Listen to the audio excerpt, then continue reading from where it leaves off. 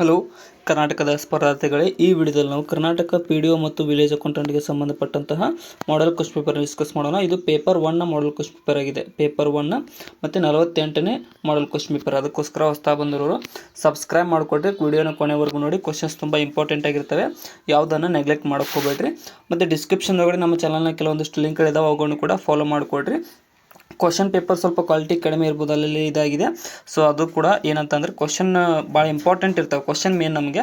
So ಅದಕ್ಕೋಸ್ಕರ ನಾವು ಓದಿದ್ರ ಮೇಲೆ ನೀವು ಅರ್ಥ ಮಾಡಿಕೊಡ್ರಿ. ಮೊದಲನೇ ಪ್ರಶ್ನೆ, ಕೊಂಕಣ ರೈಲು ಯೋಜನೆಯ ಈ ಕೆಳಕಂಡ ಸ್ಥಳಗಳನ್ನು ಕೂಡಿಸುತ್ತದೆ ಅಂತ ಕೇಳಿದರೆ, ಸೊ ಕೊಂಕಣ ರೈಲ್ವೆ ಯೋಜನೆ ಯಾವ ಸ್ಥಳಗಳನ್ನು ಕೂಡಿಸುತ್ತದೆ ಅಂತಂದರೆ ಇಲ್ಲಿ ಸರಿಯಾದಂತಹ ಉತ್ತರವಾಗೋದು ಆಪ್ಷನ್ ಎ, ಕುರ್ಲಾ ಮತ್ತು ಕೊಚ್ಚಿ ಇವೆರಡನ್ನು ಕೂಡಿಸುತ್ತದೆ. ಇದು ಏನಪ್ಪ ಅಂದರೆ ಕೊಂಕಣ ರೈಲ್ವೆ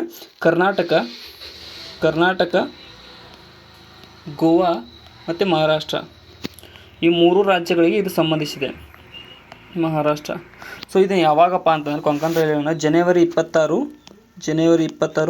1998ರಲ್ಲಿ ಪ್ರಾರಂಭಿಸಲಾಗಿದೆ.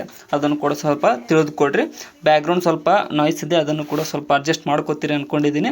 ಸೊ ನೆಕ್ಸ್ಟ್ ಕ್ವಶನ್ ಇಲ್ಲಿ ನೋಡಿ, ಕ್ವಶನ್ ನಂಬರ್ನ ಯಾವುದಕ್ಕೂ ನೀವು ತಲೆ ಕೆಡಿಸ್ಕೊಬೇಡಿ. ಯಾಕಪ್ಪ ಅಂತಂದರೆ ಇದರಲ್ಲಿ ನಾನು ಕರೆಂಟ್ ಅಫೇರ್ಸು ಮತ್ತು ಮೆಂಟಲ್ ಎಬಿಲಿಟಿ ಇದು ಬಂದಂಥ ಪ್ರಶ್ನೆಗಳನ್ನು ತೆಗೆದಿದ್ದೀನಿ. ಯಾಕಂದರೆ ಅವು ಚೇಂಜ್ ಆಗ್ತಾ ಇರ್ತಾವೆ, ಅದಕ್ಕೋಸ್ಕರ ನಾನು ಡೈಲಿ ಕರೆಂಟ್ ಅಫೇರ್ಸ್ ವಿಡಿಯೋ ಕೂಡ ಮಾಡ್ತಾ ಇರ್ತೀನಿ, ಅದನ್ನು ಕೂಡ ನೋಡ್ಕೊಡ್ರಿ.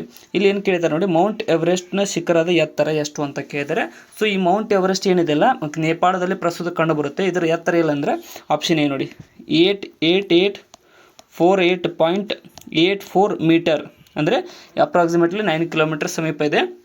ಸೊ ಈ ಮೌಂಟ್ ಎವರೆಸ್ಟ್ನ ಇದು ಸಮುದ್ರ ಮಟ್ಟದಿಂದ ಇಷ್ಟು ಎತ್ತರದಲ್ಲಿದೆ. ನೆಕ್ಸ್ಟ್ ಕ್ವಶನ್, ನಮ್ಮ ಸೌರಮಂಡಲದಲ್ಲಿನ ಅತ್ಯಂತ ದೊಡ್ಡ ಗ್ರಹ ಯಾವುದು ಅಂತ ಕೇಳಿದರೆ, ಸೊ ಇದು ಗುರುಗ್ರಹ, ಎಲ್ರಿಗೂ ಗೊತ್ತೇ ಇದೆ ಅಂತ ಅನ್ಕೊತೀನಿ ಆನ್ಸರ್. ನೆಕ್ಸ್ಟ್ ಕ್ವಶನ್, ಸಿಂಪಲ್ ಕ್ವಶನ್ಗಳನ್ನ ಸ್ವಲ್ಪ ಕಡಿಮೆ ಟೈಮ್ ಕೊಡೋಣ, ಡಿಫಿಕಲ್ಟ್ ಇರೋವನ್ನು ಜಾಸ್ತಿ ನೋಡೋಣ. ವಿಕಿರಣಶೀಲತೆಯನ್ನು ಅಳೆಯಲು ಬಳಸುವುದು ಯಾವುದನ್ನು ಅಂತ ಕೇಳಿದರೆ, ಸೊ ವಿಕಿರಣಶೀಲತೆಯನ್ನು ಅಳೆಯಲು ಬಳಸುವುದು ಯಾವುದಪ್ಪ ಅಂತಂದರೆ ಗ್ರಿಗರ್ ಕೌಂಟರ್ ಮೂಲಕ ಅಳೆಯಲಾಗುತ್ತದೆ. ಇದನ್ನು ಮಾನ ಬೆಕ್ವೆರಲ್, ಇದರ ಮಾನ ಬೆಕ್ವೆರಲ್, ವಿಕಿರಣಶೀಲತೆಯ ಮಾನ ಬೆಕ್ವೆರಲ್ ಆಗಿದೆ. ಇದನ್ನು ಹೆನ್ರಿ ಬೆಕ್ವೆರಲ್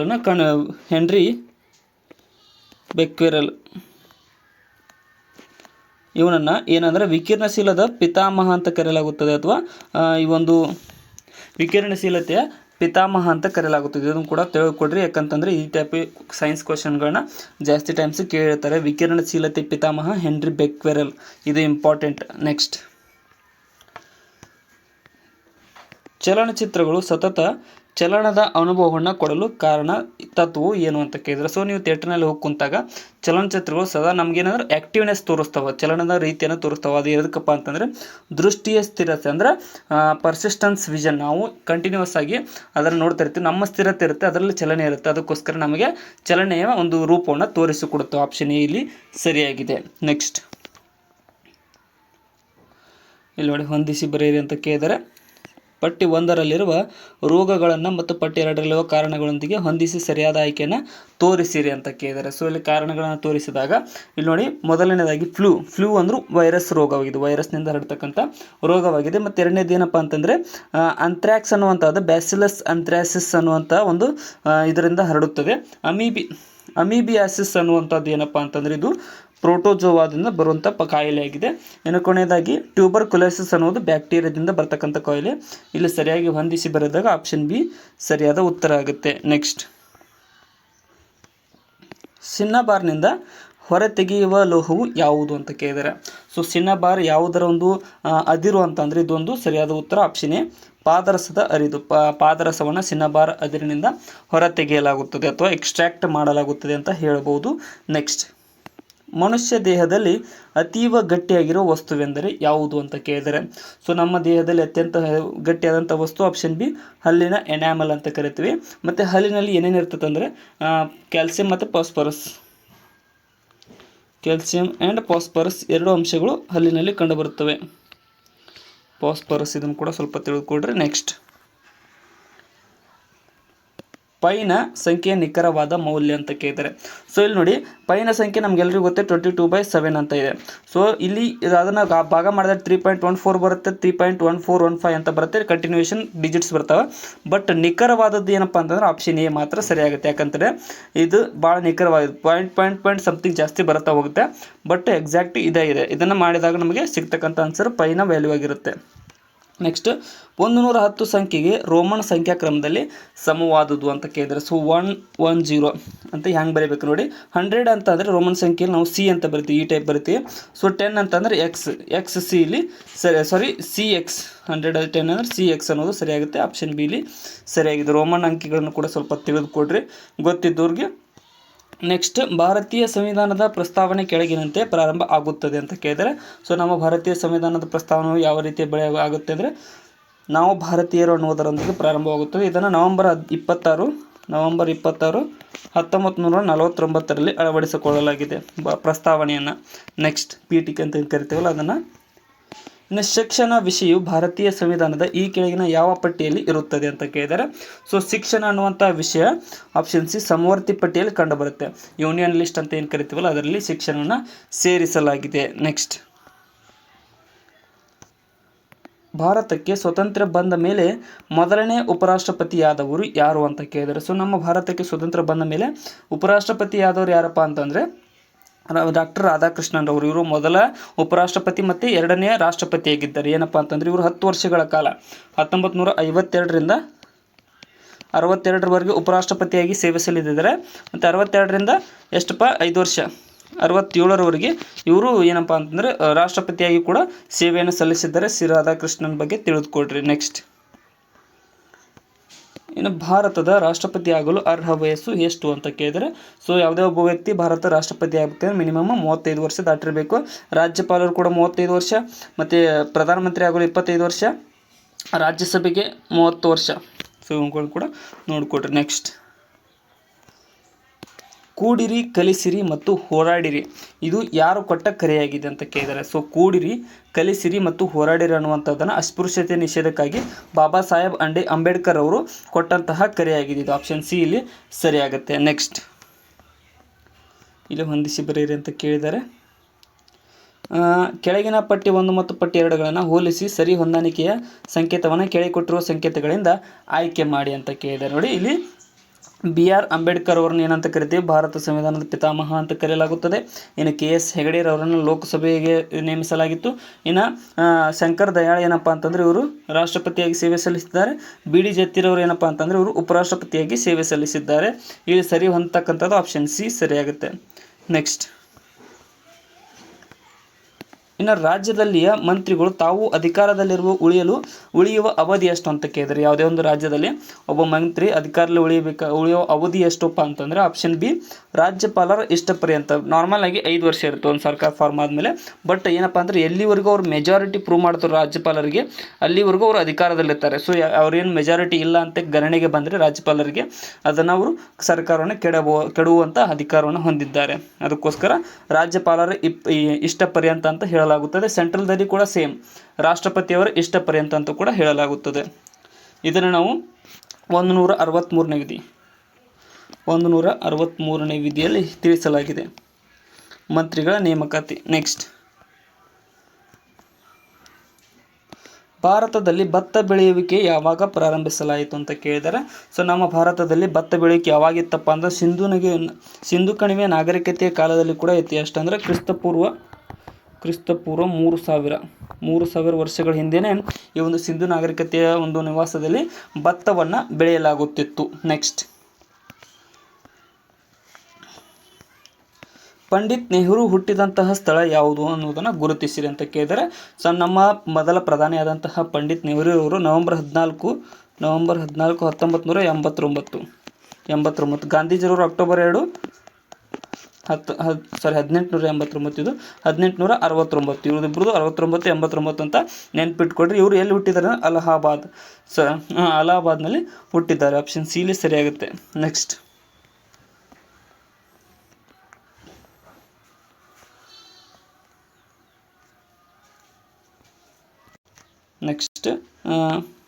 ಕೆಳಗಿನ ಪಟ್ಟಿ 1 ಮತ್ತು ಪಟ್ಟಿ 2 ಹೋಲಿಸಿ ಸರಿ ಹೊಂದಾಣಿಕೆ ಸಂಕೇತವನ್ನು ಕೆಳಗೆ ಕೊಟ್ಟಿರುವ ಸಂಕೇತಗಳಿಂದ ಆಯ್ಕೆ ಮಾಡಿ ಅಂತ ಕೇಳಿದ್ದಾರೆ. ಸೊ ಇಲ್ಲಿ ಹೊಂದಿಸಿ ಬರೆದಾಗ ಏನಪ್ಪ ನೋಡಿ, ಗಿರ್ ಅರಣ್ಯ ಯಾವುದಕ್ಕೆ ಸಂಬಂಧಪಟ್ಟಿದೆ ಅಂತಂದರೆ ಇದು ಸಿಂಹಕ್ಕೆ ಸಂಬಂಧಪಟ್ಟಿದೆ, ಗುಜರಾತ್ನಲ್ಲಿದೆ. ಇನ್ನು ಕಾಜಿರಂಗ ಅರಣ್ಯ ಸಂಬಂಧಪಟ್ಟಿದ್ದು ಏನಪ್ಪ ಅಂತಂದರೆ ಇದು ರೈನೋಗಳಿಗೆ ಸಂಬಂಧಪಟ್ಟಿದ್ದು, ಇದು ಅಸ್ಸಾಂದಲ್ಲಿದೆ. ಹಿಮಚಿರತೆಗೆ ಸಂಬಂಧಪಟ್ಟಿದ್ದೇನಪ್ಪ ಅಂತಂದರೆ ಹಿಮಾಲಯ ಪರ್ವತದಲ್ಲಿ ಕಂಡುಬರುತ್ತೆ. ಮತ್ತು ಕೊನೆಯದಾಗಿ ನಾಗರಹೊಳೆ ಅನ್ನುವಂಥದ್ದು ಆಣೆ ಯೋಜನೆ ಆಗಿದೆ, ನಮ್ಮ ಕರ್ನಾಟಕದಲ್ಲಿದೆ. ಇದು ಇಲ್ಲ ಸರಿಯಾದಂಥ ಹೋಲಿಕೆ ಆಗೋದು option D ಸರಿಯಾಗುತ್ತೆ. Next,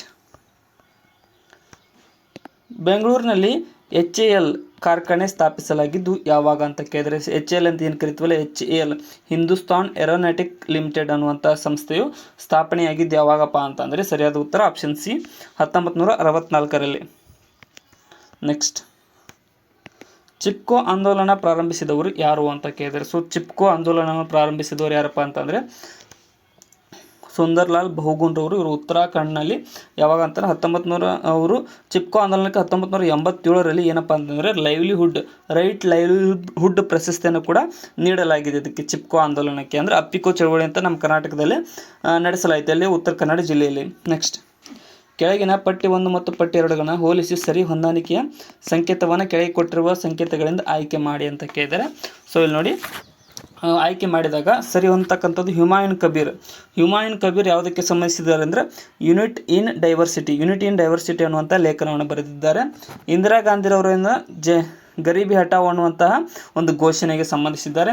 Subhash Chandra ಬೋಸ್ರವರು ಏನು ಭಾರತ್ ಮಾತಾ ಕಿ ಜೈ ಅನ್ನುವಂಥ ಘೋಷಣೆಯನ್ನು ಪ್ರಾರಂಭಿಸಿದ್ದಾರೆ. ಇನ್ನು ಕೊನೆಯದಾಗಿ ಲಾಲ್ ಬಹದ್ದೂರ್ ಶಾಸ್ತ್ರಿಯವರು ಜೈ ಜವಾನ್ ಜೈ ಕಿಸಾನ್ ಅನ್ನುವಂಥದ್ದು ಪ್ರಾರಂಭಿಸಿದ್ದಾರೆ. ಅದಕ್ಕೋಸ್ಕರ ಇಲ್ಲಿ ಆಪ್ಷನ್ ಬಿ ಸರಿಯಾಗುತ್ತೆ. ನೆಕ್ಸ್ಟ್, ಕುಸುಮಬಾಲೆ ಕೃತಿಯ ಕರ್ತೃ ಯಾರು ಎಂದು ಗುರುತಿಸಿರಿ ಅಂತ ಕೇಳಿದರೆ, ಸೊ ಕುಸುಮಬಾಲೆ ಅನ್ನುವಂಥ ಕೃತಿಯ ಕರ್ತೃ ಯಾರಪ್ಪ ಅಂದರೆ ದೇವನೂರು ಮಹಾದೇವರವರು.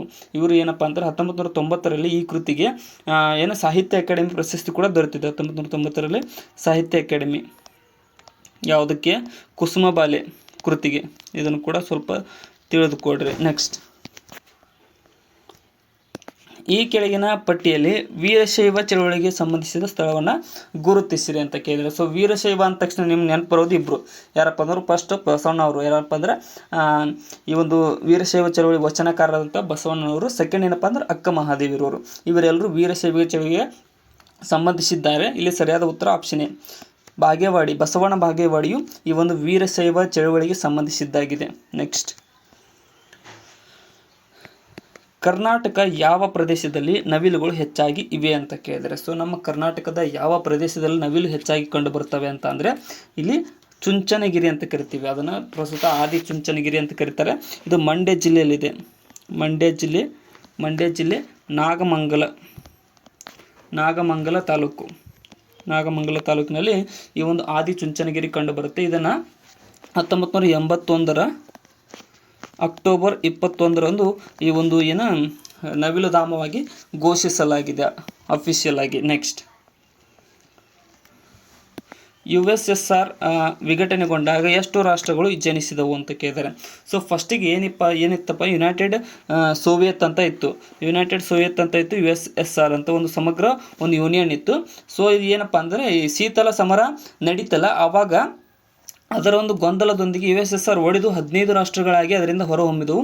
ಯಾವಾಗಪ್ಪ 1990ರಲ್ಲಿ ಈ ಒಂದು 91 ಡಿಸೆಂಬರ್ 26ರಂದು ಈ ಒಂದು USSR ಒಡೆದು 15 ರಾಷ್ಟ್ರಗಳಾಗಿ ಭಾಗವಾಯಿತು. ಅದಕ್ಕೋಸ್ಕರನೇ USA ಮತ್ತು ರಷ್ಯಾಕ್ಕೆ ಇವಾಗಲೂ ಯುದ್ಧ ಕೂಡ ನಡೀತಾ ಇರುತ್ತೆ. ಅದರ ಪರಿಣಾಮವಾಗಿ ಬೇರೆ ಬೇರೆ ದೇಶಗಳ ಜೊತೆಗೆ ಯುದ್ಧ ನಡೀತಾ ಇರುತ್ತೆ. ನೆನ್ಪಿಟ್ಕೊಡ್ರಿ ಅದನ್ನು. USSR ಇದ್ದಿದ್ದು ಒಡೆದು ರಷ್ಯಾ ಆಗಿದೆ. ನೆಕ್ಸ್ಟ್, ಕೆಳಗಿನ ಪಟ್ಟಿ 1 ಮತ್ತು ಪಟ್ಟಿ 2ಗಳನ್ನು ಹೋಲಿಸಿ ಸರಿ ಹೊಂದಾಣಿಕೆಯ ಸಂಕೇತವನ್ನು ಕೆಳಗೆ ಕೊಟ್ಟಿರುವ ಸಂಕೇತಗಳಿಂದ ಆಯ್ಕೆ ಮಾಡಿ ಅಂತ ಕೇಳಿದ್ದಾರೆ. ಇಲ್ಲಿ ನೋಡಿ, ಬುಡಕಟ್ಟು ಜನಾಂಗದವರು ಮತ್ತು ಕಂಡುಬರ್ತಕ್ಕಂಥ ಜಿಲ್ಲೆಗಳು ಅಂತ ಕೇಳ್ತಾರೆ. ಸೊ ಇಲ್ಲಿ ಮೊದಲನೇದಾಗಿ ಬಾಣರು ಎಲ್ಲಿ ಕಂಡುಬರ್ತಾರೆ ಅಂದರೆ ತುಮಕೂರಿನಲ್ಲಿ ಜಾಸ್ತಿ ಕಂಡುಬರ್ತಾರೆ. ಅದೇ ರೀತಿಯಾಗಿ ಉಚ್ಚಂಗಿ ಪಾಂಡರು ಎಲ್ಲಿಗೆ ಅಂದರೆ ಕೊಡಗಿಗೆ ಸಂಬಂಧಿಸಿದ್ದಾರೆ. ಇನ್ನು ಕೊಂಗಾಳವರು ಸಂಬಂಧಿಸಿದ್ದು ಹಾಸನಕ್ಕೆ. ಅದೇ ರೀತಿಯಾಗಿ ಗಂಗರು ಸಂಬಂಧಿಸಿದ್ದು ಯಾವುದಕ್ಕಂದ್ರೆ ಕೋಲಾರಕ್ಕೆ. ಇಲ್ಲಿ ಸರಿ ಹೊಂದತಕ್ಕಂಥದ್ದು ಆಪ್ಷನ್ ಬಿ ಸರಿಯಾದ ಆಯ್ಕೆಯಾಗಿದೆ. ನೆಕ್ಸ್ಟ್, ಕೆಳಗೆ ಕೊಟ್ಟಿರುವ ಕರ್ನಾಟಕದ ರಾಜ್ಯಪಾಲರ ಪಟ್ಟಿಯನ್ನು ಕಾಲಾನುಕ್ರಮವಾಗಿ ಸಿದ್ಧಪಡಿಸಿ ಸಮರ್ಪಕ ಸಂಕೇತದಿಂದ ಗುರುತಿಸಿರಿ ಅಂತ ಕೇಳಿದ್ದಾರೆ. ಸೊ ನಮ್ಮ ಕರ್ನಾಟಕದ ರಾಜ್ಯಪಾಲರನ್ನು ಕಾಲಾನುಕ್ರಮವಾಗಿ ಜೋಡಿಸಿ ಬರೆದಾಗ ಇಲ್ಲಿ ನೋಡಿ AC ಬ್ಯಾನರ್ಜಿರವರು ಯಾವ 1982ರಿಂದ 87ರವರೆಗೆ ಅಧಿಕಾರವನ್ನು ನಡೆಸಿದ್ದಾರೆ.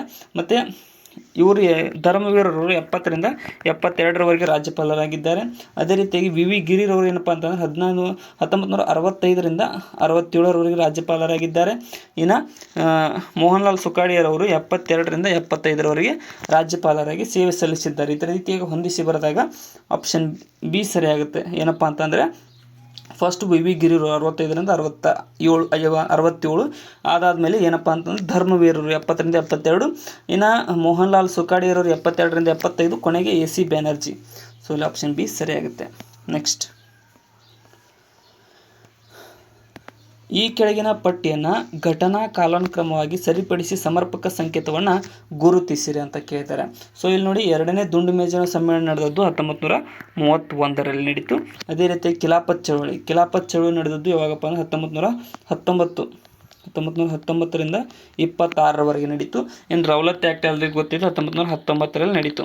ಸೊ ಕೊನೆಯದಾಗಿ ಇದು ಲಕ್ನೋ ಒಪ್ಪಂದ ಯಾವ ನಡೀತು ಅಂದರೆ 1916ರಲ್ಲಿ ನಡೀತು. ಸೊ ಇಲ್ಲಿ ಸರಿ ಕಾಲಾನುಕ್ರಮದಾಗಿ ಜೋಡಿಸಿದಾಗ ಫಸ್ಟ್ ಯಾವ್ದು ಬರುತ್ತೆ ನೋಡಿ, ಫಸ್ಟು ಲಕ್ನೋ ಒಪ್ಪಂದ ಆಯಿತು ಫಸ್ಟ್, ಅದಾದಮೇಲೆ ಈ ಒಂದು ರೌಲತ್ ಆ್ಯಕ್ಟ್ ಆಯಿತು. ರೌಲತ್ ಆ್ಯಕ್ಟ್ ಆದಮೇಲೆ ಖಿಲಾಫತ್ ಚಳವಳಿ ನಡೀತು, ಅದಾದಮೇಲೆ ಕೊನೆಗೆ ಇದು ನಡೀತು. 4-3-2-1 ಅನ್ನುವಂಥದ್ದು ಆಪ್ಷನ್ ಬಿ ಸರಿಯಾಗುತ್ತೆ. ನೆಕ್ಸ್ಟ್, ಈ ಕೆಳಗಿನ ಪಟ್ಟಿಯಲ್ಲಿ ಯಾವ ಪುಸ್ತಕ ಭಾರತದ ಬರಹಗಾರರದ್ದು ಅಲ್ಲವೋ ಅನ್ನೋದನ್ನು ಗುರುತಿಸಿರಿ ಅಂತ ಕೇಳಿದ್ದಾರೆ. ಸೊ ಈ ಕೆಳಗಿನವುಗಳಲ್ಲಿ ಯಾವುದನ್ನು ಭಾರತದ ಬರಹಗಾರರು ಬರೆದಿಲ್ಲ ಅಂತಂದರೆ ಆಪ್ಷನ್ ಡಿ ಫ್ರೀಡಮ್ ಆಟ್ ಮಿಡ್ನೈಟ್ ಅನ್ನುವಂಥ ಕೃತಿಯನ್ನು ಇವರು ಬರೆದಿಲ್ಲ, ಲ್ಯಾರಿ ಕೋಲೆನ್ಸ್ ರವರು ಬರೆದಿದ್ದಾರೆ. ಇದನ್ನು ಅಮೇರಿಕದ ಒಂದು ಪ್ರಖ್ಯಾತ ಲೇಖನಕಾರ ಲ್ಯಾರಿ ಕೋಲೆನ್ಸ್ ರಚಿಸಿದ್ದಾರೆ. ಇದನ್ನು ಕೂಡ ಸ್ವಲ್ಪ ತಿಳಿದುಕೊಡ್ರಿ. ಇದು ಅಲ್ಲ, ಇನ್ನು ಇವು ಮೂರು ನಮ್ಮ ಭಾರತದ ಲೇಖನಗಳಾಗಿವೆ.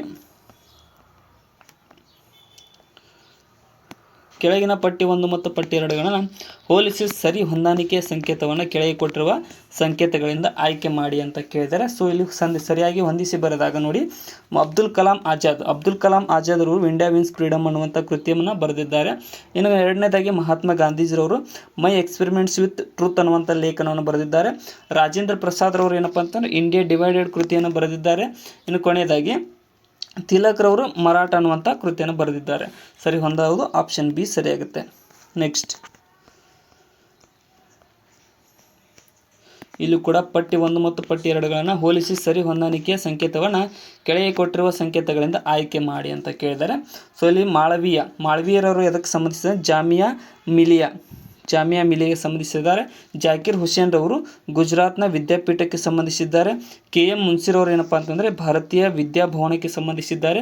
ಇನ್ನು ಕೊನೆಯದಾಗಿ ಸೈಯದ್ ಅಹಮದ್ ಖಾನ್ ರವರು ಸೈಂಟಿಫಿಕ್ ಸೊಸೈಟಿಗೆ ಸಂಬಂಧಿಸಿದ್ದಾರೆ.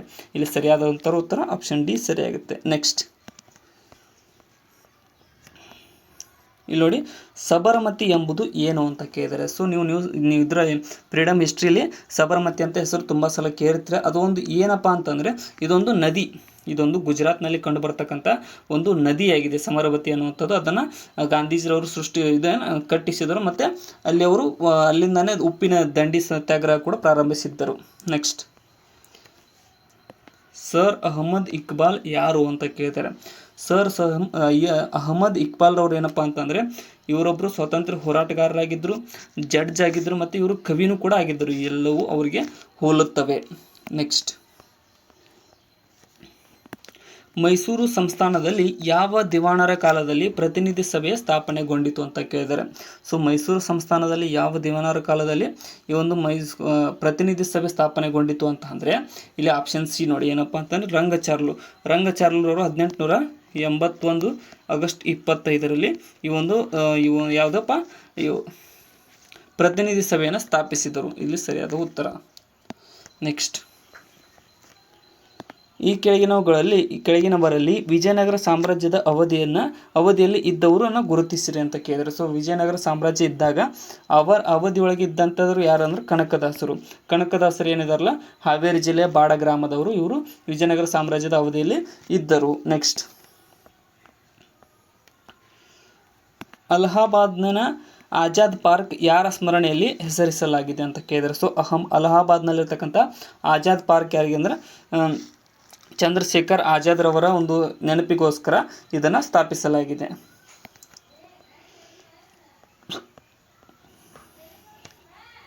ಸರ್ ಎಂ ವಿಶ್ವೇಶ್ವರಯ್ಯನವರು ಮೈಸೂರಿನ ದಿವಾನರಾಗಿ ಯಾರ ಕಾಲದಲ್ಲಿ ಸೇವೆಯನ್ನು ಸಲ್ಲಿಸಿದರು ಅಂತ ಕೇಳಿದ್ದಾರೆ. ಸೊ ಇಲ್ಲಿ ನೋಡಿ, ಕೃಷ್ಣರಾಜ ಒಡೆಯರ್, ನಾಲ್ವಡಿ ಕೃಷ್ಣರಾಜ, ಫೋರ್ತ್ ಕೃಷ್ಣರಾಜ ಒಡೆಯರ್ ಅವರ ಕಾಲದಲ್ಲಿ ಇವರು ಸಲ್ಲಿಸಿದ್ದಾರೆ. ಯಾವಾಗಂದ್ರೆ 1912ರಿಂದ 18ರವರೆಗೆ ಮೈಸೂರು ದಿವಾನರಾಗಿ ಸರ್ ಎಂ ವಿಶ್ವೇಶ್ವರಯ್ಯನವರು ಸೇವೆಯನ್ನು ಸಲ್ಲಿಸಿದ್ದಾರೆ. ನಾಲ್ವಡಿ ಕೃಷ್ಣರಾಜ ಒಡೆಯರ್ ಅವರ ಒಂದು ಇದರಲ್ಲಿ ರಾಜತ್ವದಲ್ಲಿ. ಮಗಧ ಸಾಮ್ರಾಜ್ಯದ ಮೊಟ್ಟ ಮೊದಲ ರಾಜಧಾನಿ ಯಾವುದು ಅಂತ ಗುರುತಿಸಿರಿ ಅಂತ ಕೇಳಿದರೆ, ಸೊ ಮಗಧ ಸಾಮ್ರಾಜ್ಯದ ಮೊದಲ ರಾಜಧಾನಿ ಯಾವುದು? ರಾಜ್ಗೀರ್ ಆಗಿತ್ತು, ರಾಜ್ಗೀರ್. ನೆಕ್ಸ್ಟ್, ದಕ್ಷಿಣ ಪತೇಶ್ವರ ಎಂಬ ಬಿರುದು ಯಾರದ್ದು ಅಂತ ಕೇಳಿದರೆ, ಸೊ ಇದು ಎಲ್ರಿಗೂ ಗೊತ್ತಿದೆ, ಬಾದಾಮಿ ಚಾಲುಕ್ಯರ ಪ್ರಖ್ಯಾತರು ಇಮ್ಮಡಿ ಪುಲಿಕೇಶಿಗೆ ದಕ್ಷಿಣ ಪತೇಶ್ವರ ಅಂತ ಕರೆಯಲಾಗುತ್ತಿತ್ತು. ನೆಕ್ಸ್ಟ್, ಯಾವ ನದಿ ಅರಬ್ಬಿ ಸಮುದ್ರಕ್ಕೆ ಸೇರುತ್ತದೆ ಅಂತ ಕೇಳಿದರೆ, ಸೊ ಕೆಳಗಿನವುಗಳಲ್ಲಿ ಅರಬ್ಬಿ ಸಮುದ್ರಕ್ಕೆ ಸೇರ್ತಕ್ಕಂಥ ನದಿ ಯಾವುದಂದ್ರೆ ನೇತ್ರಾವತಿ ನದಿ. ನೇತ್ರಾವತಿ ನದಿ ಅರಬ್ಬಿ ಸಮುದ್ರಕ್ಕೆ ಸೇರುತ್ತೆ. ನೆಕ್ಸ್ಟ್, ನೇತ್ರಾವತಿ ನದಿ ಧರ್ಮಸ್ಥಳದ ಹತ್ರ ಇದೆಯಲ್ಲ, ದಕ್ಷಿಣ ಕನ್ನಡ ಜಿಲ್ಲೆಯಲ್ಲಿ. ನೆಕ್ಸ್ಟ್, ಕೆಳಗಿನ ಪಟ್ಟಿ 1 ಮತ್ತು ಪಟ್ಟಿ 2ಗಳನ್ನ ಹೋಲಿಸಿ ಸರಿ ಹೊಂದಾಣಿಕೆ ಸಂಕೇತವನ್ನು ಕೆಳಗೆ ಕೊಟ್ಟಿರುವ ಸಂಕೇತಗಳಿಂದ ಆಯ್ಕೆ ಮಾಡಿ ಅಂತ ಕೇಳಿದ್ದಾರೆ. ಸೊ ಇಲ್ಲಿ ಸರಿ ಹೊಂದಾಣಿಕೆಯಲ್ಲಿ ನೋಡಿ, ಬೀದರ್ ಇದು ಅಂದ್ರೆ ಕಾಸಿಂ ಬರೀದ್ರವರು ನಿರ್ಮಿಸಿದ್ದಾರೆ. ಹಂಪಿಯಲ್ಲಿ ಒಂದು ವಿರೂಪಾಕ್ಷ ದೇವಾಲಯ ಕಂಡುಬರುತ್ತೆ. ಶ್ರೀರಂಗಪಟ್ಟಣ ನೋಡಿ, ಶ್ರೀರಂಗಪಟ್ಟಣದಲ್ಲಿ ಏನಪ್ಪ ಅಂತಂದರೆ ದರಿಯಾ ದೌಲತಾಬಾದ್ ಕಂಡುಬರುತ್ತೆ. ಇನ್ನು ಬಿಜಾಪುರದಲ್ಲಿ ಏನಪ್ಪ ಅಂದ್ರೆ ನವರಸಪುರ ಅಂತ ಬಿಜಾಪುರನ ಕರೆಯಲಾಗುತ್ತಿತ್ತು. ಒಂದಕ್ಕೊಂದು ಹೊಂದಾಣಿಕೆ ಇರ್ಲಿಕ್ಕಂದ್ರೂ ಇಲ್ಲಿ ಸರಿಯಾದಂಥ ಉತ್ತರ ಆಪ್ಷನ್ ಎ ಆಗುತ್ತೆ. ನೆಕ್ಸ್ಟ್, ಬ್ರಿಟಿಷ್ ಸರ್ಕಾರವು ಭಾರತ ಸಾಮ್ರಾಜ್ಯವನ್ನು ಯಾವಾಗ ತನ್ನ ನಿಯಂತ್ರಣಕ್ಕೆ ತೆಗೆದುಕೊಂಡಿತು ಅಂತ ಕೇಳಿದರೆ, ಸೊ ಬ್ರಿಟಿಷ್ ಸರ್ಕಾರ ಏನಿದೆಯಲ್ಲ 1858, ಯಾಕಪ್ಪ ಅಂತಂದ್ರೆ 1857 ಪ್ರಥಮ ಸ್ವಾತಂತ್ರ್ಯ ಸಂಗ್ರಾಮ ನಡೀತು. ಸೊ ಅದರ ಒಂದು ವಿಫಲತೆಗಾಗಿ ಬ್ರಿಟಿಷ್ ಸರ್ಕಾರ ಡೈರೆಕ್ಟಾಗಿ ತಮ್ಮ ಅಧೀನಕ್ಕೆ ವಶಪಡಿಸಿಕೊಂಡಿತು ರಾಣಿಯ ಘೋಷಣೆಯ ಮೂಲಕ. 1858 ಸರಿಯಾದ ಉತ್ತರವಾಗುತ್ತೆ. ನೆಕ್ಸ್ಟ್, ಇನ್ನು ಯಾವ ರಾಜ್ಯದಲ್ಲಿ ಕಬ್ಬಿಣ, ತಾಮ್ರ ಮತ್ತು ಚಿನ್ನ ಈ 3 ಖನಿಜಗಳು ಸಿಗುತ್ತವೆ ಗುರುತಿಸಿರಿ ಅಂತ ಕೇಳಿದ್ದಾರೆ. ಸೊ ಇಲ್ಲಿ ಸರಿಯಾದಂಥ ಉತ್ತರ ಆಪ್ಷನ್ ಡಿ, ನಮ್ಮ ಕರ್ನಾಟಕದಲ್ಲಿ ಕಬ್ಬಿಣ, ತಾಮ್ರ ಮತ್ತು ಚಿನ್ನ 3 ಖನಿಜಗಳು ಸಿಗುವಂತಹ ಒಂದು ರಾಜ್ಯವಾಗಿದೆ. ನೆಕ್ಸ್ಟ್, ಇನ್ನು ಯಾವ ರಾಜ್ಯದಲ್ಲಿ ಹೆಚ್ಚು ರಾಸಾಯನಿಕ ಗೊಬ್ಬರಗಳು ಉಪಯೋಗಿಸಲಾಗುತ್ತದೆ ಅಂತ ಕೇಳಿದರೆ, ಸೊ ಅತಿ ಹೆಚ್ಚು ಅಂದರೆ ಉತ್ತರ ಪ್ರದೇಶ ರಾಜ್ಯದಲ್ಲಿ ರಾಸಾಯನಿಕಗಳನ್ನು ಹೆಚ್ಚು ಉಪಯೋಗಿಸಲಾಗುತ್ತದೆ. ನೆಕ್ಸ್ಟ್, ಸ್ಪಂಜ್ಯುಕ್ತ ಪಾಣಿಗ್ರಹಿ ಯಾವ ನೃತ್ಯ ಪದ್ಧತಿಗೆ ಪ್ರಸಿದ್ಧ ಗುರುತಿಸಿರಿ ಅಂತ ಕೇಳಿದರೆ, ಸೊ ಸ್ಪಂಜ್ಯುಕ್ತ ಪಾಣಿಗ್ರಹಿ ಯಾವುದಕ್ಕೆಪ್ಪ ಅಂತಂದರೆ ಒಡಿಶಾ ನೃತ್ಯಕ್ಕೆ ಸಂಬಂಧಿಸಿದ್ದಾಗಿದೆ. ಆಪ್ಷನ್ ಸಿ ಇಲ್ಲಿ ಸರಿಯಾಗಿದೆ. ನೆಕ್ಸ್ಟ್, ಯಾವ ರಾಜ್ಯದ ಕಾಡುಗಳಲ್ಲಿ ಕಾಡು ಕೋಣ, ಹುಲಿ ಮತ್ತು ಗೆಂಡಾಮೃಗ ಈ 3 ಕಂಡು ಬರುತ್ತವೆ ಅಂತ ಕೇಳಿದರೆ, ಸೊ ಕಾಜಿರಂಗ ಉದ್ಯಾನವನದಲ್ಲಿ ಅಸ್ಸಾಂ ರಾಜ್ಯದಲ್ಲಿ ಈ ಒಂದು ಕಾಡು ಕೋಣ, ಹುಲಿ ಮತ್ತು ಗೆಂಡಾಮೃಗ ಈ 3 ಪ್ರಾಣಿ ಪ್ರಭೇದಗಳು ಕಂಡು ಬರುತ್ತವೆ. ನೆಕ್ಸ್ಟ್, ರಬ್ಬರ್, ತೆಂಗು ಮತ್ತು ಗೋಡಂಬಿ ಇವು ಯಾವ ರಾಜ್ಯದ ವಾಣಿಜ್ಯ ಬೆಳೆಗಳಾಗಿವೆ ಅಂತ ಅಂದರೆ ಇದು ಕೇರಳ ರಾಜ್ಯದ ವಾಣಿಜ್ಯ ಬೆಳೆಗಳು ಇವು. ನೆಕ್ಸ್ಟ್, ಸ್ವರಾಜ್ಯ ನನ್ನ ಜನ್ಮಸಿದ್ಧ ಹಕ್ಕು, ಇದನ್ನು ನಾನು ಪಡೆಯುತ್ತೇನೆ, ಇದನ್ನು ಕೇಳಿ ಹೇಳಿದವರು ಯಾರು ಅಂತ ಕೇಳಿದರೆ, ಸೊ ಇದೇ ನಾನು ಬಾಲಗಂಗಾಧರ ತಿಲಕ್, ತೀವ್ರಗಾಮಿ ನಾಯಕರಾದಂತಹ ಬಾಲಗಂಗಾಧರ ತಿಲಕ್ರವರು ಈ ಒಂದು ಘೋಷಣೆಯನ್ನು ಕೂಗಿದ್ದಾರೆ. ನೆಕ್ಸ್ಟ್, ಅಮೋಘ ವರ್ಷ ನೃಪತುಂಗ ಯಾವ ರಾಜವಂಶಕ್ಕೆ ಸೇರಿದವನು ಅಂತ ಕೇಳಿದರೆ, ಸೊ ಇವನು ರಾಷ್ಟ್ರಕೂಟರ ರಾಜವಂಶಕ್ಕೆ ಸೇರಿದ ಪ್ರಖ್ಯಾತ ದೊರೆಯಾಗಿದ್ದಾನೆ ಅಮೋಘ ವರ್ಷ Nrupatunga. Next, ಪವರ್ಟಿ and the an British rule in India ಅನ್ನುವಂತಹ ಕೃತಿಯನ್ನು ಬರೆದವರು ಯಾರು ಅಂತ ಕೇಳಿದರೆ, ಸೊ ಇಲ್ಲಿ ಸರಿಯಾದ ಉತ್ತರ ದಾದಾಬಾಯಿ ನವರೋಜಿರವರು ಈ ಒಂದು ಲೇಖನದ ರಚನಾಕಾರರಾಗಿದ್ದಾರೆ. ಯಾಕಂತಂದರೆ ನಮ್ಮ ಭಾರತ ಸಂಪತ್ತು ಯಾವ ರೀತಿಯಾಗಿ ಸೋರಿಕೆ ಆಗುತ್ತಿದೆ ಅನ್ನೋದನ್ನು ಗುರುತಿಸಿದ ಮೊದಲ ವ್ಯಕ್ತಿಯಾಗಿದ್ದಾರೆ.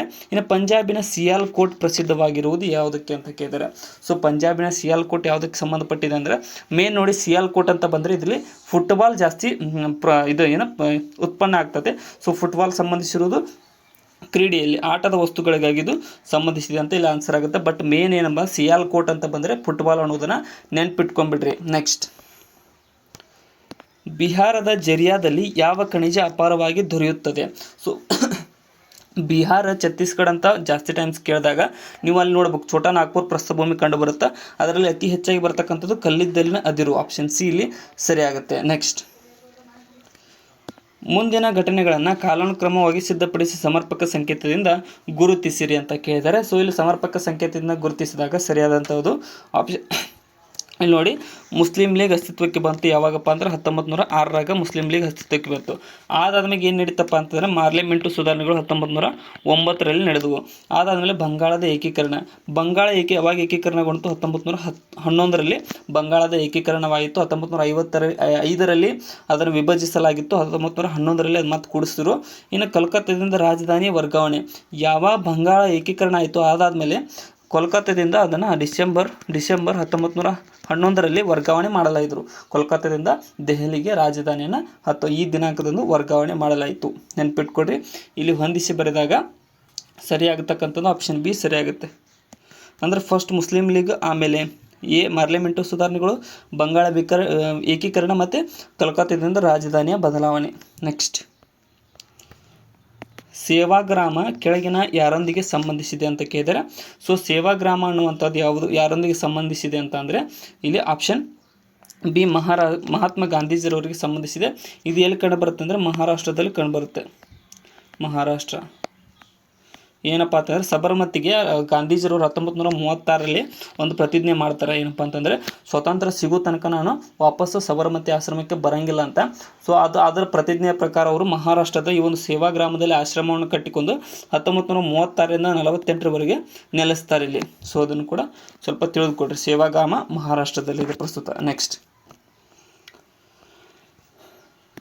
ಹೋಮ್ ರೂಲ್ ಚಳವಳಿಯ ನಾಯಕರು ಯಾರು ಅಂತ ಕೇಳಿದರೆ, ಸೊ ಇದು ಸಿಂಪಲ್, ಆಪ್ಷನ್ ಸಿ ಅನಿ ಬೆಸೆಂಟ್ ಅವರು 1916 ಏಪ್ರಿಲ್ನಲ್ಲಿ ಈ ಒಂದು ಹೋಮ್ ರೂಲ್ ಸ್ಥಾಪನೆ ಆಯಿತು. ಅದರ ಒಂದು ಅಧ್ಯಕ್ಷತೆ ಮೇನ್ ನಾಯಕರು ಅನಿ ಬೆಸೆಂಟ್ ಅವರಾಗಿದ್ದರೆ, ಸರ್ದಾರ್ ವಲ್ಲಭಾಯ್ ಪಟೇಲ್ ಅಲ್ಲ, ಬಾಲಗಂಗಾಧರ ತಿಲಕ್ರವರು ಕೂಡ ಅದಕ್ಕೆ ಸಂಬಂಧಪಟ್ಟಿದ್ದಾರೆ. ನೆಕ್ಸ್ಟ್, ಕಾಶ್ಮೀರ ಭಾರತದ ಒಕ್ಕೂಟಕ್ಕೆ ಸೇರ್ಪಡೆಯಾದಾಗ ಅಲ್ಲಿನ ರಾಜ ಯಾರಾಗಿದ್ದರು ಅಂತ ಕೇಳಿದರು. ಸೊ ಕಾಶ್ಮೀರ ಭಾರತಕ್ಕೆ ಒಕ್ಕೂಟಕ್ಕೆ ಸೇರ್ಪಡೆಯಾದಾಗ ಅಲ್ಲಿದ್ದ ರಾಜ ಹರಿ ಸಿಂಗ್ ಇದ್ದ. ಅವ ಹಿಂದೂ ದೊರೆಯಾಗಿದ್ದ, ಅಲ್ಲಿ ಕಾಶ್ಮೀರವನ್ನು ಆಳುತ್ತಿದ್ದ. ನೆಕ್ಸ್ಟ್, ಸಿಕ್ಕಿಂನಲ್ಲಿ ಮುಖ್ಯವಾಗಿ ಬಳಕೆಯಲ್ಲಿರುವ ಭಾಷೆಯನ್ನು ಗುರುತಿಸಿರಿ ಅಂತ ಕೇಳಿದರೆ, ಸೊ ಸಿಕ್ಕಿಂನಲ್ಲಿ ಮುಖ್ಯವಾಗಿ ಬಳಕೆಯಲ್ಲಿರೋದು ಲೆಪ್ಚಾ ಭಾಷೆ ಅಲ್ಲಿನ ಜನಗಳು ಜಾಸ್ತಿ ಮಾತಾಡ್ತಕ್ಕಂಥ ಭಾಷೆಯಾಗಿದೆ. ಅದು ಒಂದು ಬುಡಕಟ್ಟು ಭಾಷೆ ಅಂತ ಕೂಡ ಕರೆಯಲಾಗುತ್ತದೆ. ನೆಕ್ಸ್ಟ್, ಬಿರ್ಲಾ ಹೌಸ್ ಎಲ್ಲಿದೆ ಅಂತ ಗುರುತಿಸಿರಿ ಅಂತ ಕೇಳಿ. ಬಿರ್ಲಾ ಹೌಸ್ ಅಂದ ತಕ್ಷಣ ನೀವು ಟಾಟಾ ಬಿರ್ಲಾ ಅಂತ ಅನ್ಕೋಬೇಡಿ. ಇದೇನಪ್ಪ ಅಂತಂದರೆ ಮಹಾತ್ಮ ಗಾಂಧೀಜಿರವರ ಒಂದು ಮ್ಯೂಸಿಯಂ ಆಗಿದೆ. ಮಹಾತ್ಮ ಗಾಂಧೀಜಿರವರಿಗೆ ಸಂಬಂಧಪಟ್ಟಂತಹ ಮ್ಯೂಸಿಯಂ ಇದು. ಸೊ ಬಿರ್ಲಾ ಹೌಸ್ ಅನ್ನುವಂಥದ್ದು ಇದು ಎಲ್ಲಿದೆ ಅಂತಂದರೆ ನವದೆಹಲಿಯಲ್ಲಿ ಕಂಡುಬರುತ್ತೆ. ದೆಹಲಿ ಒಳಗಡೆ ಕಂಡುಬರುತ್ತೆ. ಇದಕ್ಕೆ ಇನ್ನೊಂದು ಏನು ಕರೀತಾರೆ ಅಂದರೆ ಗಾಂಧಿ ಸ್ಮೃತಿ ಅಂತ ಕೂಡ ಕರೀತಾರೆ. ಗಾಂಧಿ ಸ್ಮೃತಿ, ಇದನ್ನು ಕೂಡ ಸ್ವಲ್ಪ ತಿಳಿದುಕೊಡ್ರಿ. ಏನಪ್ಪ ಅಂತಂದ್ರೆ ಬಿರ್ಲಾ ಹೌಸ್ ಸಂಬಂಧಪಟ್ಟಿದ್ದು ಟಾಟಾ ಗ್ರೂಪಿಗೆ ಅಂತ ಅನ್ಕೋಬೇಡಿ. ನೆಕ್ಸ್ಟ್, ಅವರೇ ಕಟ್ಟಿಸಿರ್ಬೋದು, ಬಟ್ ಇದು ಗಾಂಧೀಜಿರವರ ಒಂದು ಮ್ಯೂಸಿಯಂ ಆಗಿದೆ. ಬ್ಯಾಂಕ್ಗಳು ರಾಷ್ಟ್ರೀಕರಣಗೊಂಡಿದ್ದು ಯಾವಾಗ ಅಂತ ಕೇಳಿದರೆ, ಸೊ ಫಸ್ಟ್ ಟೈಮ್ ಬ್ಯಾಂಕ್ಗಳು ಏನಪ್ಪ ಅಂದರೆ 14 ಬ್ಯಾಂಕನ್ನು ರಾಷ್ಟ್ರೀಕರಣಗೊಳಿಸಲಾಗಿತ್ತು. ಅದು ಯಾವಾಗ ಅಂದರೆ 1969 ಪ್ರಧಾನಮಂತ್ರಿ ಆಗಿದ್ದವರು ಇಂದಿರಾ ಗಾಂಧಿ ಇದ್ದರು ಅವಾಗ. ನೆಕ್ಸ್ಟ್, ಭಾರತದ ಯಾವ ಪ್ರಧಾನಿ ಭಾರತದಿಂದ ಹೊರಗೆ ನಿಧನರಾದರು ಅಂತ ಗುರುತಿಸಿರಿ ಅಂತ ಕೇಳಿದ್ದಾರೆ. ಸೊ ನಮ್ಮ ಭಾರತದ ಪ್ರಧಾನಿಯಾದಂತಹ ಯಾರಪ್ಪ, ಲಾಲ್ ಬಹದ್ದೂರ್ ಶಾಸ್ತ್ರಿಯವರು. ಯಾವಾಗ ಜನವರಿ 11, 1966. ಸೊ ಇಲ್ಲಿ ಏನಪ್ಪ ಅಂತಂದರೆ ತಾಸ್ಕೆಂಟಿಗೆ ಹೋಗಿದ್ರು, ರಷ್ಯಾದ ತಾಸ್ಕೆಂಟಿಗೆ ಹೋಗಿ ಅಲ್ಲೊಂದು ಒಪ್ಪಂದಕ್ಕೆ ಹೋಗಿದ್ರು. ಆ ಒಪ್ಪಂದ ಆದ ನೆಕ್ಸ್ಟ್ ಡೇನೇ ಅವರು ತೀರ್ಕೊಳ್ತಾರೆ. ಜನವರಿ 10, 1966 ಆ ಒಪ್ಪಂದ ನಡೀತು. ಅದರ ಮರುದಿನವೇ ಅವರು ತೀರ್ಕೊಳ್ತಾರೆ ತಾಸ್ಕೆಂಟ್ನಲ್ಲಿ. ನೆಕ್ಸ್ಟ್, ಟಿಪ್ಪು ಸುಲ್ತಾನರ ಮೂವಿಯಲ್ಲಿ ಯಾವಾಗ ಮೃತಪಟ್ಟರು ಅಂತ ಕೇಳಿದರೆ, ಸೊ 4ನೇ ಆಂಗ್ಲೋ ಮೈಸೂರು ಯುದ್ಧ 4 ಮೇ 1799 ಟಿಪ್ಪು ಸುಲ್ತಾನ ಶ್ರೀರಂಗಪಟ್ಟಣದಲ್ಲಿ ಮರಣ ಹೊಂತಾನೆ. ನೆಕ್ಸ್ಟ್,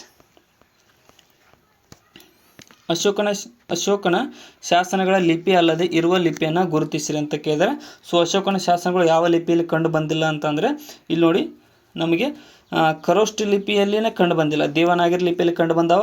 ಸೊ ಬ್ರಾಹ್ಮಿ ಲಿಪಿಯಲ್ಲಿ ಕೂಡ ಕಂಡು ಬಂದವು. ಆಪ್ಷನ್ ಎ ಇಲ್ಲಿ ಸರಿಯಾಗುತ್ತೆ, ಖರೋಷ್ಠಿ ಲಿಪಿ ಆನ್ಸರ್ ಇಲ್ಲಿ. ನೆಕ್ಸ್ಟ್, ಕಬ್ಬಿಣ ಮತ್ತು ಉಕ್ಕಿನ ಕಾರ್ಖಾನೆ ಸ್ಥಾಪಿಸಲು ಭಾರತಕ್ಕೆ ಯಾವ ದೇಶ ಸಹಾಯ ಮಾಡಲಿಲ್ಲ ಅಂತ ಕೇಳಿದರೆ, ಸೊ ಯಾವ ದೇಶ ಸಹಾಯ ಮಾಡಿಲ್ಲ? ಗ್ರೇಟ್ ಬ್ರಿಟನ್ನಿಂದ ನಮಗೆ ದುರ್ಗಾಪುರ ಒಂದು ಕಬ್ಬಿಣ ಉಕ್ಕಿನ ಸ್ಥಾವರ ಇದೆ. ಮತ್ತು ರಷ್ಯಾದಿಂದ ಯಾವುದಪ್ಪ ಅಂತ ಬಿಲಾಯಿ ಇದೆ, ಬಿಲಾಯಿ. ಮತ್ತು ಜರ್ಮನಿಯಿಂದ ರೂರ್ಕೆಲಾ ಇದೆ, ರೂರ್ಕೆಲಾ. ಸೊ US ಇಂದ ಯಾವುದೇ ರೀತಿಯಾದ ಕಬ್ಬಿಣ ಮತ್ತು ಉಕ್ಕಿನ ಸ್ಥಾವರ ಇಲ್ಲ. ಅದಕ್ಕೋಸ್ಕರ ಆಪ್ಷನ್ ಡಿ ಇಲ್ಲಿ ಸರಿಯಾಗುತ್ತೆ. ಗ್ರೇಟ್ ಬ್ರಿಟನ್ ದುರ್ಗಾಪುರ, ರಷ್ಯಾದಿಂದ ಬಿಲಾಯಿ, ಜರ್ಮನಿಯಿಂದ ರೂರ್ಕೆಲಾ. ನೆನ್ಪಿಟ್ಕೊಡ್ರಿ. ಈ ಕೆಳಗಿನವರಲ್ಲಿ ಮಕ್ಕಳಿಗಾಗಿ ಪುಸ್ತಕಗಳನ್ನು ಬರೆದಿರುವವರು ಯಾರು ಅಂತ ಕೇಳಿದ್ದಾರೆ. ಸೊ ಮಕ್ಕಳಿಗೋಸ್ಕರ ಪುಸ್ತಕವನ್ನು ರಚಿಸಿದವರು ಯಾರಪ್ಪ ಅಂತಂದರೆ ಶಿವರಾಮ್ ಕಾರಂತರವರು. ಆಪ್ಷನ್ ಸಿ ಇಲ್ಲಿ ಸರಿಯಾಗುತ್ತೆ. ನೆಕ್ಸ್ಟ್, ನೈಟ್ರಸ್ ಆಕ್ಸೈಡ್ನ ಜನಪ್ರಿಯ ಹೆಸರೇನು ಅಂತ ಕೇಳಿದರೆ. ಸೊ ನೈಟ್ರಸ್ ಆಕ್ಸೈಡ್ ಅಂದರೆ N2O. N2O ಅನ್ನುವಂಥದ್ದೊಂದು green house gas ಕೂಡ ಆಗಿದೆ ಇದು. ಮತ್ತು ಇದು ಎದಕ್ಕಪ್ಪ ಲಾಫಿಂಗ್ ಗ್ಯಾಸ್ ಅಂತ ಕರೀತಾರೆ. ಇದನ್ನು ಸೇವನೆ ಮಾಡಿದ ತಕ್ಷಣ ಎಲ್ರಿಗೂ ನಗು ಬರುತ್ತಂತೆ. ನೆಕ್ಸ್ಟ್, ಈ ಕೆಳಗಿನ ಯಾವ ರಾಜ್ಯದ ಗಡಿ ಪಾಕಿಸ್ತಾನದ ಗಡಿಯೊಂದಿಗೆ ಸೇರುವುದಿಲ್ಲ, ಗುರುತಿಸಿರಿ ಅಂತ ಕೇಳಿದರು. ಸೊ ನಮ್ಮ ಪಾಕಿಸ್ತಾನದೊಂದಿಗೆ ನಮ್ಮ ದೇಶದಲ್ಲಿ ಜಮ್ಮು ಕಾಶ್ಮೀರ ಗಡಿ ಹಂಚ್ಕೊಳ್ಳುತ್ತೆ. ಅದರ ಕೆಳಗಡೆ ಯಾವುದಪ್ಪ ರಾಜಸ್ಥಾನ ಹಂಚ್ಕೊಳ್ಳುತ್ತೆ, ಪಂಜಾಬ್ ಹಂಚ್ಕೊಳ್ಳುತ್ತೆ ಮತ್ತು ಗುಜರಾತ್ ಹಂಚ್ಕೊಳ್ಳುತ್ತೆ. ಈ ಕೆಳಗಿನವುಗಳಲ್ಲಿ ಹರಿಯಾಣ ಹಂಚ್ಕೊಳ್ಳೋದಿಲ್ಲ. ಅದಕ್ಕೋಸ್ಕರ ಆಪ್ಷನ್ ಬಿ ಇಲ್ಲಿ ಸರಿಯಾಗಿದೆ, ಪಾಕಿಸ್ತಾನದೊಂದಿಗೆ. ನೆಕ್ಸ್ಟ್, ಯಾವ ಕೃತಿ ಇತರ 3 ಕೃತಿಗಳಿಂದ ಭಿನ್ನವಾಗಿದೆ, ಗುರುತಿಸಿರಿ ಅಂತ ಕೇಳಿದ್ದಾರೆ. ಸೊ ಇಲ್ಲಿ ನೋಡಿ, ಋತು ಸಂಹಾರ, ಮೇಘದೂತ, ರಾಜತರಂಗಿಣಿ, ಶಾಕುಂತಲ. ಸೊ ಇಲ್ಲಿ ನೋಡಿದ ತಕ್ಷಣ ಗೊತ್ತಾಗುತ್ತೆ ಋತು ಸಂಹಾರ, ಮೇಘದೂತ, ಶಾಕುಂತಲ ಇವು 3ಗಳು ಕವಿ ಕಾಳಿದಾಸರಿಂದ ಬರೆಯಲ್ಪಟ್ಟ ಕೃತಿಗಳಾಗಿವೆ. ಬಟ್ ರಾಜತರಂಗಿಣಿ ಅನ್ನುವಂಥದ್ದು ಕಲಹನ ರಚಿಸಿದ್ದಾನೆ, ಕಲಹನ. ಅದಕ್ಕೋಸ್ಕರ ಇದು ಭಿನ್ನವಾಗುತ್ತೆ. ಆಪ್ಷನ್ ಸಿ ಇಲ್ಲಿ ಸರಿಯಾಗಿದೆ. ನೆಕ್ಸ್ಟ್, ಈ ಕೆಳಗಿನವುಗಳಲ್ಲಿ ಸರಿಯಾದ ಹೊಂದಾಣಿಕೆ ಇಲ್ಲದ್ದು ಯಾವುದು ಅಂತ ಗುರುತಿಸಿರಿ ಅಂತ ಕೇಳಿದ್ದಾರೆ. ಸೊ ಮೊದಲನೇದು ನೋಡೋಣ, ಗೋಪಾಲಕೃಷ್ಣ ಸರ್ವೆಂಟ್ಸ್ ಆಫ್ ಇಂಡಿಯಾ ಸೊಸೈಟಿಯ ಸ್ಥಾಪಕರು. ಇದು ಸರಿಯಾಗಿದೆ. ಯಾಕಪ್ಪ ಅಂತಂದರೆ ಗೋಪಾಲಕೃಷ್ಣ ಗೋಖಲೆರವರು ಇದನ್ನು ಸ್ಥಾಪಿಸಿದರು. ಇನ್ನು ಬಾಲ ಗಂಗಾಧರ ತಿಲಕರವರು ಕೇಸರಿ, ಇದು ಸರಿಯಾಗಿದೆ. ಅರವಿಂದ್ ಅಡ್ಯಾರ್, ಇದು ತಪ್ಪಿದೆ. ಇನ್ನು ಫಿರೋಜ್ ಶಾ ಮೆಹತಾರವರು ಭಾರತೀಯ ರಾಷ್ಟ್ರೀಯ ಕಾಂಗ್ರೆಸ್ನ ಕಾಂಗ್ರೆಸ್ನಲ್ಲಿದ್ದರು, ಅದು ಕೂಡ ಸರಿಯಾಗಿದೆ. ಬಟ್ ಸಿ ತಪ್ಪು ಇಲ್ಲಿ. ನೆಕ್ಸ್ಟ್, ಎತ್ತರದ ಪ್ರದೇಶದಲ್ಲಿ ಗಾಳಿಯ ಒತ್ತಡವು ಏನಾಗುತ್ತದೆ ಅಂತ ಕೇಳ್ತಾರೆ. ಸೊ ನಾವು ಲೋವರ್ ಇದ್ದಂಗೆ ಗಾಳಿ ಒತ್ತಡ ಜಾಸ್ತಿ ಆಗ್ತಾ ಹೋಗುತ್ತೆ, ಎತ್ತರಕ್ಕೆ ಹೋದಂತೆ ಕಡಿಮೆ ಆಗ್ತಾ ಹೋಗುತ್ತೆ. ಇಲ್ಲಿ ಸರಿಯಾದಂಥ ಉತ್ತರ ಆಪ್ಷನ್ ಡಿ ಆಗುತ್ತೆ. ಎತ್ತರಕ್ಕೆ ಹೋದಂತೆ ಪ್ರೆಷರ್ ಕಡಿಮೆ ಆಗುತ್ತದೆ. ನೆಕ್ಸ್ಟ್, ಅದಕ್ಕೋಸ್ಕರ ಕೆಲವೊಬ್ಬರಿಗೆ ಸುತ್ತು ಬರ್ತಿರ್ತದೆ. ಈ ಕರ್ನಾಟಕದಲ್ಲಿ ಭೂಕಂಪ ಮಾಪನ ಕೇಂದ್ರವು ಎಲ್ಲಿದೆ ಅಂತ ಕೇಳಿದ್ದಾರೆ. ಸೊ ನಮ್ಮ ಕರ್ನಾಟಕದಲ್ಲಿ ಭೂಕಂಪ ಮಾಪನ ಗೌರಿಬಿದನೂರಿನಲ್ಲಿ ಕಂಡುಬರುತ್ತೆ. ನೆಕ್ಸ್ಟ್, ಪುರುಷಪುರ ಯಾವ ಸಾಮ್ರಾಟನ ರಾಜಧಾನಿಯಾಗಿತ್ತು ಅಂತ ಗುರುತಿಸಿರಿ ಅಂತ ಕೇಳಿದರೆ. ಸೊ ಪುರುಷಪುರ ಅನ್ನುವಂಥದ್ದು ಕನಿಷ್ಕ ಸಾಮ್ರಾಟನ ರಾಜಧಾನಿಯಾಗಿತ್ತು. ಆಪ್ಷನ್ ಸಿ ಇಲ್ಲಿ ಸರಿಯಾದಂತಹ ಉತ್ತರ. ನೆಕ್ಸ್ಟ್, ಪೇಶಾವರ ಅಂತ ಕೂಡ ಕರೀತಿದ್ರು ಅದಕ್ಕೆ, ಪುರುಷಪುರಕ್ಕೆ. ಇನ್ನು 1857ನೇ ಕ್ರಾಂತಿಯ ಸಮಯದಲ್ಲಿ ದೆಹಲಿಯ ಮೊಘಲ್ ದೊರೆ ಯಾರು ಅಂತ ಗುರುತಿಸಿರಿ ಅಂತ ಕೇಳಿದರೆ. ಸೊ 1857ರ ಮೊದಲ ಸ್ವಾತಂತ್ರ್ಯ ಸಂಗ್ರಾಮದಲ್ಲಿ ದೆಹಲಿಯನ್ನು ಆಳ್ತಕ್ಕಿದ್ದದ್ದು ಯಾರಪ್ಪ ಅಂತಂದರೆ ಆಪ್ಷನ್ ಬಿ ಎರಡನೇ ಬಹದ್ದೂರ್ ಶಾ ಆಳ್ತಿದ್ದ. ಮತ್ತು ಇವಂಗೆ ಬ್ರಿಟಿಷರು ಪೆನ್ಷನ್ ಕೊಟ್ಟು ಬೇರೆ ಕಡೆ ಕಳಿಸ್ಬಿಡ್ತಾರೆ. ನೆಕ್ಸ್ಟ್,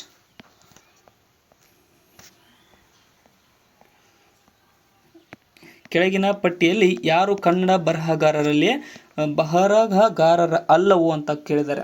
ಸೊ ಕೆಳಗಿನವರಲ್ಲಿ ಬರಹಗಾರರು ಯಾರಲ್ಲಪ್ಪ ಅಂತಂದರೆ ಭೀಮಸೇನ್ ಜೋಶಿರವರು ಸಂಗೀತ ಕ್ಷೇತ್ರದವರು, ಬಟ್ ಬರಹಗಾರರಲ್ಲ.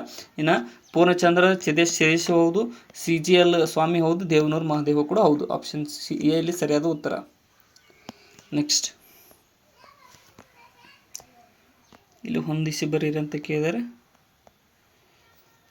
ಸೊ ಇಲ್ಲಿ ನೋಡಿ, ಕೆಳಗೆ ಪಟ್ಟಿರುವ ಒಂದು ಪಟ್ಟಿಯನ್ನು ಪಟ್ಟಿ 2ನ್ನು ಹೊಂದಾಣಿಕೆ ಮೂಲಕ ಸಂಕೇತಗಳನ್ನು ಕೆಳಗೆ ಕೊಟ್ಟಿರುವ ಸಂಕೇತಗಳಿಂದ ಆಯ್ಕೆ ಮಾಡಿ. ಅಸಹಕಾರ ಚಳವಳಿ. ಇಲ್ಲಿ ನೋಡಿ, ಅಸಹಕಾರ ಚಳವಳಿ ಯಾವುದಕ್ಕೆ ಸಂಬಂಧಪಟ್ಟಿದೆ ಅಂತಂದರೆ ಇದು ಚೌರಿ ಚೌರ ಅಸಹಕಾರ ಚಳವಳಿಗೆ ಸಂಬಂಧಪಟ್ಟಿದೆ. ಯಾಕಂತಂದ್ರೆ ಚೌರಿ ಚೌರ ಘಟನೆ ಇದೇ ಟೈಮ್ದೊಳಗೆ ನಡೀತು. ಇನ್ನು ಸಬರಮತಿ ಆಶ್ರಮ ಯಾವುದಕ್ಕೆ ಸಂಬಂಧಪಟ್ಟಿದೆ ಅಂತಂದರೆ ಉಪ್ಪಿನ ಸತ್ಯಾಗ್ರಹ ಆರಂಭ. ಸೊ ಸಬರಮತಿ ಆಶ್ರಮದಿಂದ ಉಪ್ಪಿನ ಸತ್ಯಾಗ್ರಹವನ್ನು ಪ್ರಾರಂಭಿಸಲಾಯಿತು. ಇನ್ನು ಚಂಪಾರಣ್ಯ ಸತ್ಯಾಗ್ರಹ ಯಾವುದಕ್ಕೆ ಸಂಬಂಧಪಟ್ಟಿದೆ ಅಂದರೆ ಬಿಹಾರಿನ ಮೀನುಗಾರರ ವಿರುದ್ಧ ಪ್ರತಿಭಟನೆ. ಇದು ಕೂಡ ಸರಿಯಾಗಿ ಬಿಹಾರಿನ ಜಮೀನ್ದಾರ್ ವಿರುದ್ಧ ಪ್ರತಿಭಟನೆ ಚಂಪಾರಣ್ಯ ಸತ್ಯಾಗ್ರಹವಾಗಿದೆ. ಇನ್ನು ನೌಕಾಲಿ ಅದಕ್ಕಂದ್ರೆ ಕೋಮುಗಲಭೆ ಸಂಬಂಧಪಟ್ಟಿದೆ. ಅದಕ್ಕೋಸ್ಕರ ಆಪ್ಷನ್ ಎಲ್ಲಿ ಸರಿಯಾಗುತ್ತೆ. ನಾನು ಸ್ಪೀಡ್ ಹೇಳುವಾಗ ಕೆಲವೊಂದ್ಸಲ ಜಮೀನ್ದಾರ್ ಬದಲು ಮೀನುಗಾರ ಅಂತ ಅಂದರೆ ಈ ಟೈಪ್ ಮಿಸ್ಟೇಕ್ ಮಾಡಿರ್ತೀನಿ. ಸೊ ಯಾಕಪ್ಪ ಅಂತಂದರೆ ನಾನು ತಲೆ ಒಳಗಡೆ ಆನ್ಸರ್ ಕರೆಕ್ಟಾಗಿರುತ್ತೆ, ಬಟ್ ಹೇಳುವಾಗ ಮಿಸ್ ಆಗಿ ಅಂದಿರ್ತೀನಿ ಬೇರೆದು. ಸ್ವಲ್ಪ ಅಡ್ಜಸ್ಟ್ ಮಾಡಿಕೊಡ್ರಿ, ಅಲ್ಲಿರತಕ್ಕಂಥ ಆನ್ಸರ್ನ ನೀವು ಓದಿ. ನೆಕ್ಸ್ಟ್, ಫ್ಯಾರನ್ ಹೀಟ್ ಸ್ಕೇಲ್ನಲ್ಲಿ ನೀರಿನ ಕುದಿಯುವ ಬಿಂದು ಎಷ್ಟು ಅಂತ ಕೇಳಿದ್ದಾರೆ. ಸೊ ಈ ಒಂದು ಫ್ಯಾರನ್ ಹೀಟ್ ಏನಪ್ಪ ಅಂತ ನಾವೊಂದು ಫಾರ್ಮುಲಾ ಐತಿ. ಏನಪ್ಪ ಅಂತಂದರೆ ಫ್ಯಾರನ್ ಹೀಟ್ F = 9/5 ಇಂಟು ನಮ್ಗೆ ಯಾವ ಡಿಗ್ರಿ ಸೆಲ್ಸಿಯಸ್ ಬೇಕಲ್ಲ C +32. ಈ ಫಾರ್ಮುಲಾ ನೆನ್ಪಿಟ್ಕೊಟ್ರಿ. ನಮಗೆ 100 ಡಿಗ್ರಿ ಸೆಲ್ಸಿಯಸ್ನ ಫ್ಯಾರನ್ ಹೀಟಿಗೆ ಕನ್ವರ್ಟ್ ಮಾಡೋ ಅಂತ ಕೊಟ್ಟಿದ್ದಾರೆ. ಇಲ್ಲಿ ನೋಡಿ 9/5 × 100 + 32 ಅಂತ ಮಾಡ್ಕೋಣ. ಸೊ 5 × 1 = 5, 20 9 180 ಪ್ಲಸ್ 32 = ಎಷ್ಟಪ್ಪ ಅಂತಂದರೆ 212 ಡಿಗ್ರಿ ಫ್ಯಾರನ್ಹೀಟ್ ಆಗುತ್ತೆ. ಆಪ್ಷನ್ ಡಿ ಇಲ್ಲಿ ಸರಿಯಾಗುತ್ತೆ. ಈ ಫಾರ್ಮುಲಾ ಎಲ್ಲರೂ ನೆನ್ಪಿಟ್ಕೊಡ್ರಿ. 9/5 × C + 32 ಅನ್ನುವಂಥದ್ದನ್ನು. ಬಾಹ್ಯಾಕಾಶದಲ್ಲಿ ಮೊದಲನೇ ಭಾರತೀಯ ಯಾರು ಅಂತ ಕೇಳಿದರೆ, ಸೊ ಬಾಹ್ಯಾಕಾಶಕ್ಕೆ ಹೋದಂತಹ ನಮ್ಮ ಮೊದಲನೇ ಭಾರತೀಯರು ಯಾರಪ್ಪ ಅಂತಂದರೆ ರಾಕೇಶ್ ಶರ್ಮಾ.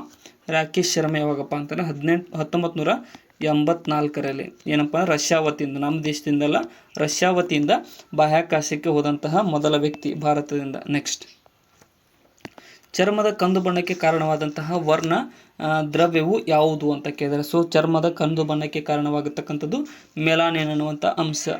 ನೆಕ್ಸ್ಟ್,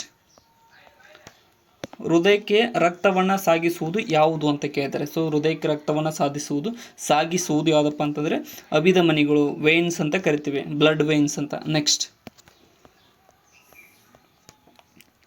ಇವರಲ್ಲಿ ಯಾರು ಪ್ರಖ್ಯಾತ ಗಣಿತಜ್ಞರಾಗಿದ್ದಾರೆ, ಸೊ ಯಾರಂದ್ರೆ ಭಾಸ್ಕರ 2 ಪ್ರಖ್ಯಾತ ಗಣಿತಜ್ಞರು. ಇವರು ಸಿದ್ಧಾಂತಿಕ ಶಿರೋಮಣಿ ಅನ್ನುವಂತಹ ಲೇಖನವನ್ನು ಬರೆದಿದ್ದಾರೆ. ಇದನ್ನು ಕೂಡ ಸ್ವಲ್ಪ ತಿಳಿದುಕೊಡ್ರಿ. ನೆಕ್ಸ್ಟ್, ಮನುಷ್ಯರಲ್ಲಿ ಸಾಮಾನ್ಯವಾಗಿ ನಾಡಿ ಬಡಿತ ಎಷ್ಟು ಅಂತ ಕೇಳಿದ್ದಾರೆ. 1 ನಿಮಿಷಕ್ಕೆ 72 ಸಲ ನಾಡಿ ಬಡಿತ ಆಗುತ್ತೆ, ಅದು ಕೂಡ ಸರಿಯಾಗಿದೆ. ನೆಕ್ಸ್ಟ್, ಅಯೋಡಿನ್ ಕೊರತೆಯಿಂದ ಉಂಟಾಗುವಂತಹ ನ್ಯೂನ್ಯತೆ ಯಾವುದು? ಅಯೋಡಿನ್ ಕೊರತೆಯಿಂದ ಉಂಟಾಗತಕ್ಕಂಥದ್ದು ಗೈಟರ್ ಅನ್ನುವಂತಹ ನ್ಯೂನ್ಯತೆ. ಆಪ್ಷನ್ ಎ ಇಲ್ಲಿ ಸರಿಯಾಗಿದೆ. ನೆಕ್ಸ್ಟ್, ಇನ್ನು ಭಾರತದ ಮುಖ್ಯ ಚುನಾವಣಾ ಆಯುಕ್ತರು ಯಾವ ಈ ಕೆಳಕಂಡವರಿಂದ ನೇಮಿಸಲ್ಪಡುತ್ತಾರೆ ಅಂತ ಕೇಳಿದರೆ, ಸೊ ನಮ್ಮ ಭಾರತದ ಮುಖ್ಯ ಚುನಾವಣಾ ಆಯುಕ್ತರು ಏನಂತಂದರೆ ಪ್ರಧಾನಮಂತ್ರಿಯವರ ಸಲಹೆ ಮೇರೆಗೆ ಅಧ್ಯಕ್ಷರಿಂದ ಇವರು ನೇಮಿಸಲ್ಪಡುತ್ತಾರೆ. ಪ್ರಧಾನಮಂತ್ರಿಯವರು ಸಲಹೆ ಮಾಡ್ತಾರೆ, ರಾಷ್ಟ್ರಾಧ್ಯಕ್ಷರು ಅಂದರೆ ರಾಷ್ಟ್ರಪತಿಯವರು ಇವರನ್ನು ನೇಮಕ ಮಾಡ್ತಾರೆ. ನೆಕ್ಸ್ಟ್, ಒಂದು ತ್ರಿಕೋಣದ 2 ಬಾಹುಗಳ ವರ್ಗದ ಮೊತ್ತವು ಯಾವಾಗಲೂ ಅಂತ ಕೇಳಿದ್ರೆ, ಸೊ ಒಂದು ಟ್ರಯಾಂಗಲ್ ಐತೆ ಅನ್ಕೊಡ್ರಿ. ಒಂದು ಟ್ರಯಾಂಗಲ್ ಐತಿ, ಇಲ್ಲಿ ನೋಡಿ, ಇದು ಎ ಐತಿ, ಇದು ಬಿ ಐತಿ, ಇದು ಸಿ ಐತಿ. ಇಲ್ಲಿ ನೋಡಿ ಒಂದು ಫಾರ್ಮುಲಾ ಐತಿ, A² + B² = C² ಅನ್ನೋದು. ಅಂದರೆ ಇದು ಪ್ಲಸ್ ಇದು ಇದಿರುತ್ತೆ. ಸೊ ಅದೇ ರೀತಿಯಾಗಿ ಇಲ್ಲಿ ಸರಿಯಾದಂತಹ ಉತ್ತರ ಆಪ್ಷನ್ ಡಿ ಆಗುತ್ತೆ. 3ನೇ ಬಾಹುವಿನ ವರ್ಗಕ್ಕೆ ಸಮನಾಗಿರುತ್ತದೆ. ಇಲ್ಲ ಈ ಟೈಪ್ ಏನು ಪೈಥಾಗೊರಸ್ ಥಿಯರಮ್ ಗೊತ್ತಲ್ಲ, ABC ಅಂತ ನೆನ್ಪಿಟ್ಕೊಡ್ರಿ. AB² ಅಂದರೆ ಇದ್ರದ್ದು ಸ್ಕ್ವೇರ್ ಪ್ಲಸ್ BC² = AC² ಇರುತ್ತೆ.